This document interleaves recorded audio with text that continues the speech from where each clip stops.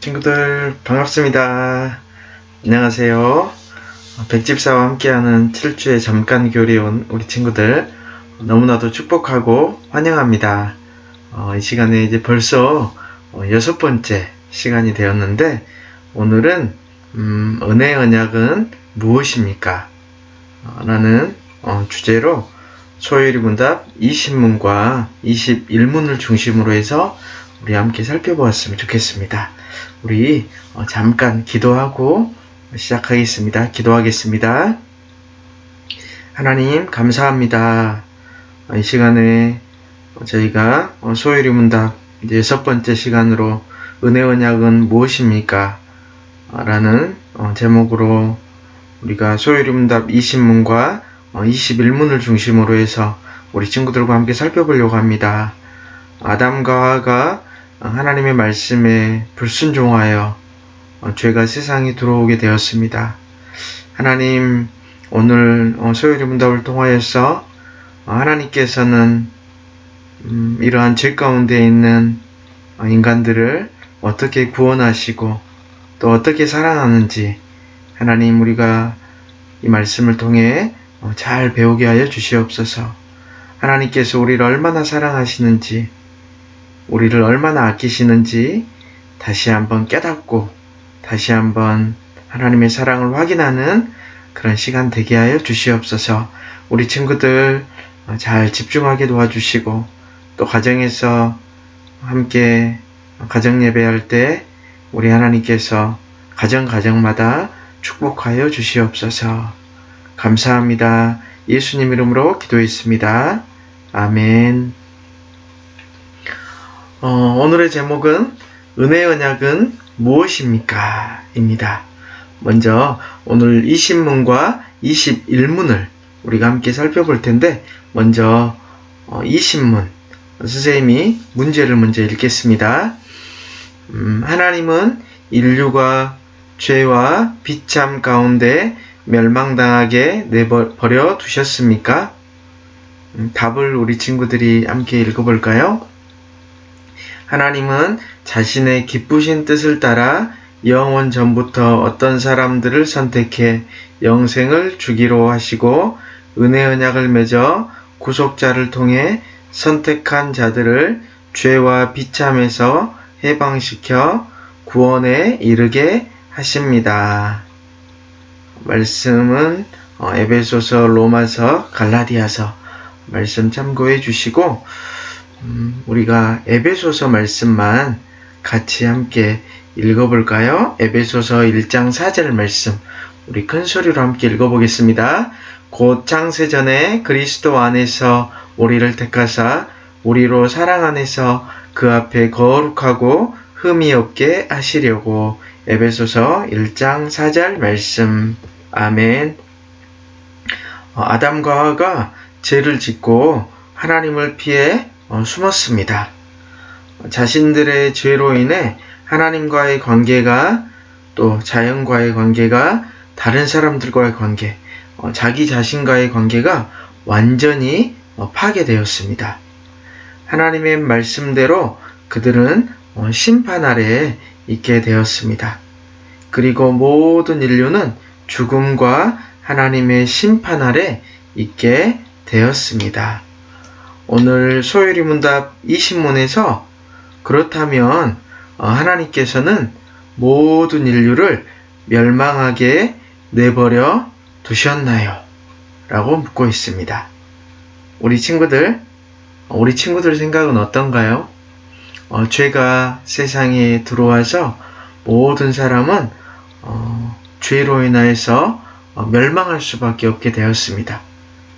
하지만 하나님께서는 그냥 내버려 두셨을까요, 친구들? 하나님께서는 그렇게 하지 않으셨다는 것을 우리는 금방 알 수 있습니다. 하나님은 선택하신 자들을 죄와 비참함의 상태에서 건져내어 구원에 이르게 하기 위해서 몇몇을 선택하셨고 그들과 은혜의 언약을 세우셨다고 합니다. 은혜의 언약. 우리 친구들 혹시 들어본 적이 있나요? 지난 시간에 우리는 언약에 대해서 살펴보았습니다. 혹시 언약이 뭔지 생각나는 친구 있나요? 다시 한번 선생님과 확인해 보겠습니다. 언약은 두 당사자가 서로를 위해 어떤 일을 하기로 합의하여 이루어진 협약.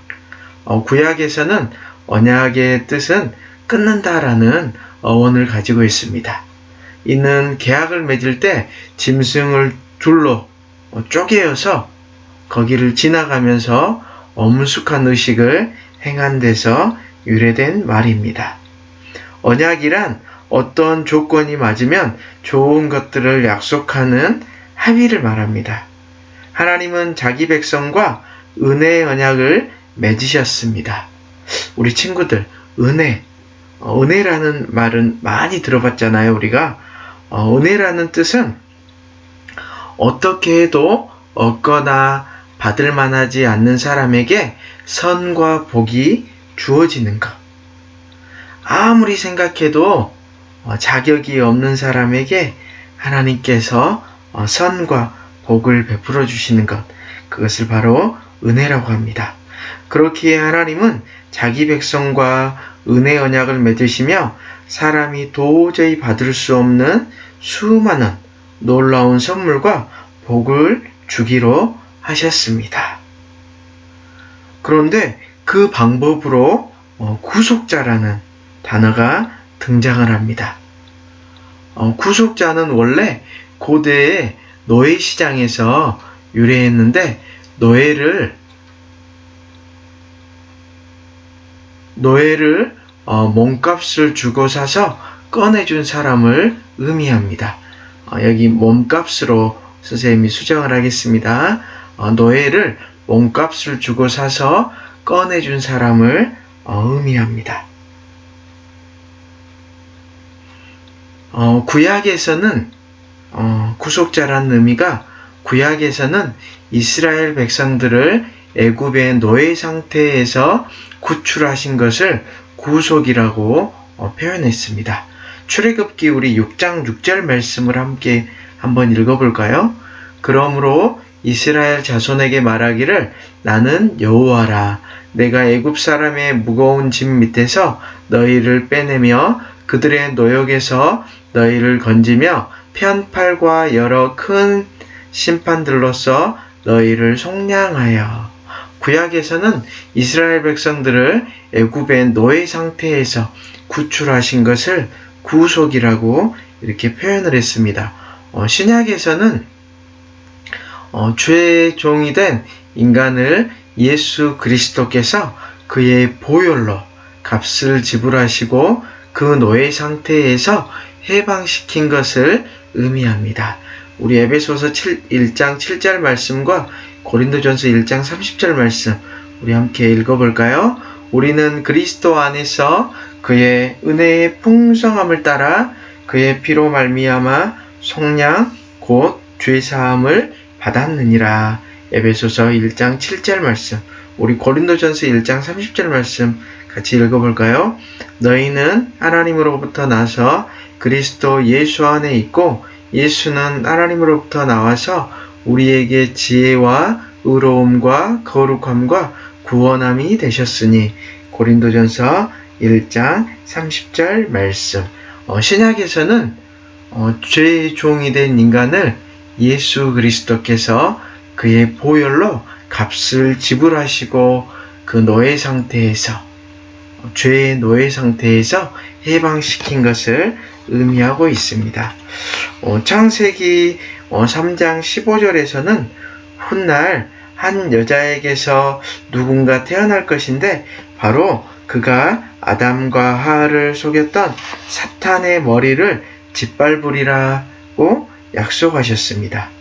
이 구절은 예수님이 이 땅에 오실 것을 직접적으로 언급한 성경의 첫 번째 구절입니다.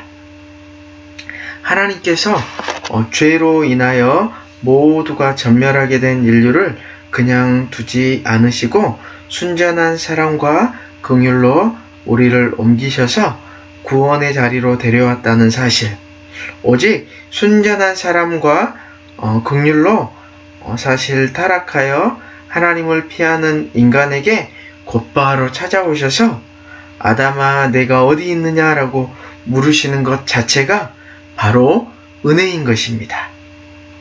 하나님이 일부 사람들만 선택해 영원한 생명을 주신다면 왜 다른 사람, 아니 그들을 선택하셨을까요? 다른 사람보다 좀 더 똑똑한 사람 또는 더 착한 사람을 선택하셨을까요? 성경은 그렇지 않다라고 답합니다. 하나님이 선택하신 사람이 다른 이들보다 나은 점이 있어서 선택하신 것이 아닙니다. 하나님께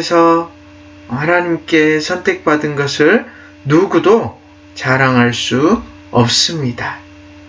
단지 하나님께서는 그 순전하고 선하신, 기뻐하신 뜻대로 선택했고 선택의 기준은 바로 하나님의 뜻인 것입니다. 우리 이제 21문으로 넘어가도록 하겠습니다. 21문 선생님이 문제를 먼저 읽겠습니다.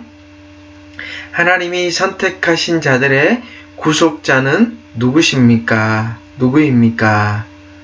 답, 21번의 답을 우리 친구들 함께 같이 읽어볼까요? 하나님이 선택하신 자들의 유일한 구속자는 주 예수 그리스도이시며 예수 그리스도는 하나님의 영원한 아들로서 사람이 되어 영원토록 한 인격 안에 구별된 신성과 인성을 가지고 계십니다.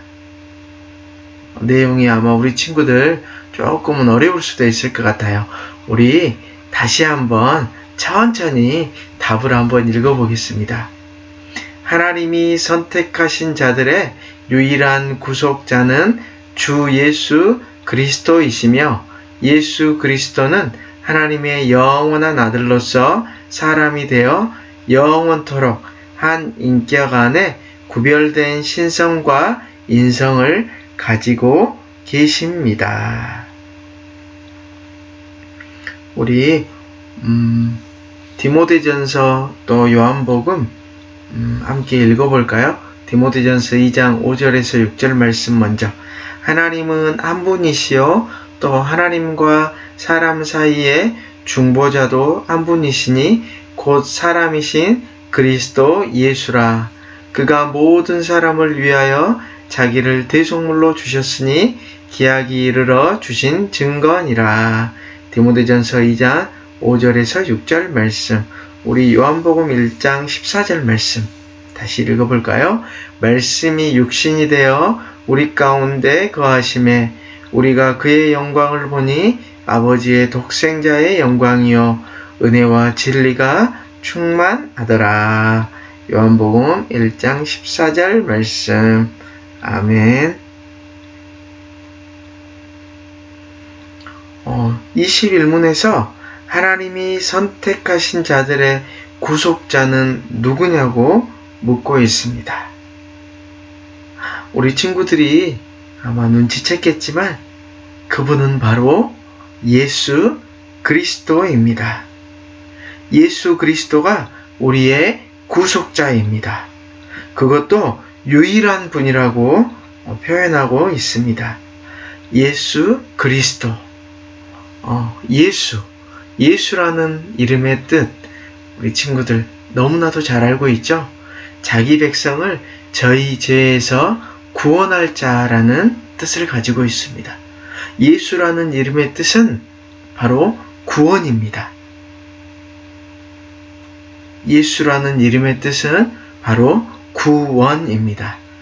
그리고 그리스도는 기름 부음 받은 자입니다.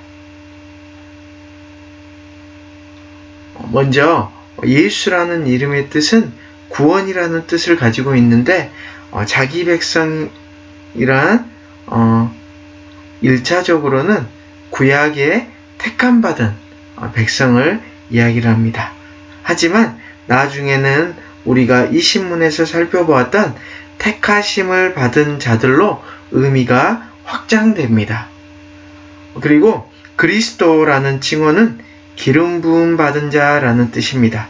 옛날에는 왕이나 선지자, 제사장을 세울 때 그의 머리에 기름을 부음으로써 그 사람이 그 일에 적합한 자라는 사실을 공식화했습니다. 예수님의 이름에 그리스도라는 칭호가 들어간 것은 그분이 우리를 구속할 구속자에 정확하게 꼭 알맞는 분이라는 의미입니다. 참새의 새끼는 참새입니다. 사람의 자녀는 사람입니다. 하나님의 아들은 하나님이십니다. 예수님이 하나님의 아들이시라는 것은 예수님의 신분이 사람이 아닌 하나님이라는 말입니다. 그런데 예수님은 하나님의 영원한 아들이십니다. 원래 자식은 부모가 있어야 존재할 수 있습니다. 자식은 부모보다 나중에 태어납니다. 이런 생물학적인 원리는 이런 생물학적인 원리를 지금 우리가 살펴보는 22문에 적용하면 하나님의 아들인 구속자가 존재하지 않았던 때가 있었다는 논리가 성립됩니다. 왜냐하면 인간은 부모가 있고 나중에 아들이 있기 때문입니다. 그런데 이렇게 생각하는 것은 잘못된 생각입니다. 생물학적인 원리는 오늘 22문에 적용하게 되면 하나님의 아들인 구속자가 존재하지 않았던 때가 있었다는 그런 논리가 성립되는데 이것은 잘못된 것입니다. 예수 그리스도가 하나님의 아들이라는 말을 시간 속에서 생각하면 안 됩니다. 시간 속에서 하나님이 그리스도를 낳으셨다고 생각하면 예수님은 하나님과 동등하지 않고 열등한 존재가 되어버립니다. 시간을 초월하여 시간이 만들어지기 전에 그리스도는 영원히 하나님의 아들이십니다. 예수님은 항상 사람이셨던 것은 아니지만 항상 하나님이셨습니다. 예수님이 인간이 되셔서 이 땅에 사셨을 때 여러 면에서 자신을 제한시키셨지만 예수님이 하나님 아니신 적은 없었습니다. 성경은 우리에게 예수님의 여러 놀라운 이름을 알려줍니다. 그중 하나는 하나님이 우리와 함께 계시다는 뜻의 임마누엘입니다. 예수님은 이 땅에 사시는 동안 자신이 하나님이심을 보여주는 일들을 행하셨습니다. 우리 친구들 혹시 기억하고 있나요? 예수님이 하나님으로서 행하셨던 일들을 기억하고 있나요? 폭풍에게 명령하여 폭풍이 순종하게 하셔서 창조주이심을 보이셨습니다. 사람들을 고치시고 귀신들을 굴복시켜 자신에게 모든 능력이 있음을 증명하셨습니다. 모든 삶을 죄 없이 사심으로 자신의 거룩함을 보여주셨습니다.